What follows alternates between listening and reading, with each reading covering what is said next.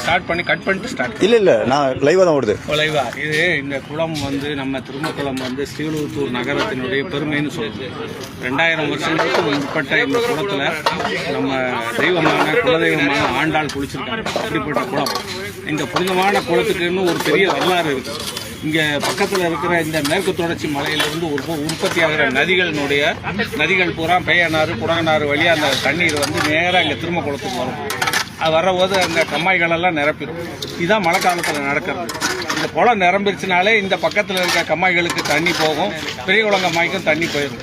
அதுலேருந்து விவசாயம் பண்ணுவாங்க. இது ஒரு தொடர்ச்சியான ஒரு சங்கிலி தொடர் மாதிரி. மழை வந்து இங்கே மேற்கு தொடர்ச்சி மலையில் பெஞ்சதுன்னா அங்கே இருக்கிற மலையில் இருக்கிற நதிகளோட நதியாக வந்துடும் தண்ணி.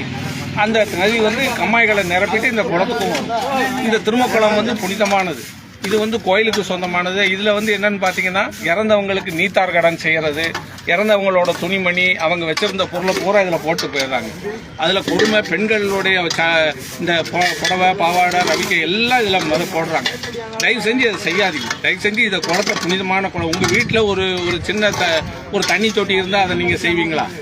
இது வந்து நம்ம ஊருக்காக செய்ய வேண்டியது. தயவு செஞ்சு இந்த ஊரை பாதுகாக்கிறதுக்கு ஏதாவது முயற்சி செய்யுங்க. இன்னைக்கு பாருங்க, எல்லாரும் நம்ம தோழர்கள் வந்து இவ்வளவு சுத்தப்படுத்துற மாதிரி செஞ்சிருக்கோம்.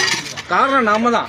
இறந்தவங்களுடைய பொருள்களை பூரா இந்த குளத்துல போடுற வழக்கத்தை தயவு செஞ்சு நிறுத்துங்க. இந்த குளம் நிறைஞ்சாலும் 3 வருஷத்துக்கு ஸ்ரீவில்லிபுத்தூருக்கு தண்ணி பஞ்சம் கிடையாது. இது வந்து நம்ம தெளிவா கொண்டு போனோம்னால போதும், தண்ணி பஞ்சம் இருக்காது.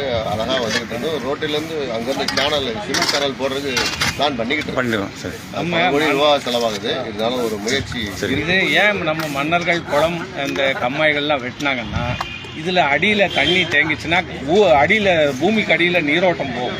அப்படி நீரோட்டம் போகும்போது ஊருக்குள்ள இருக்கிற கிணறுகள் எல்லாம் தண்ணி ஊறிடும். நிலத்தடி நீர் என்னைக்குமே தெரிஞ்சுக்கங்க. மழை பெஞ்ச நாள் இங்க திருமக்குளம் நிரம்பிருச்சுன்னா உங்க வீட்டுல கிணறு வீட்டுக்குள்ள இருந்தோம்னா அந்த கிணறுல தண்ணி வந்திருக்கும் மேல. என்ன காரணம்? அடியில நீரோட்டம்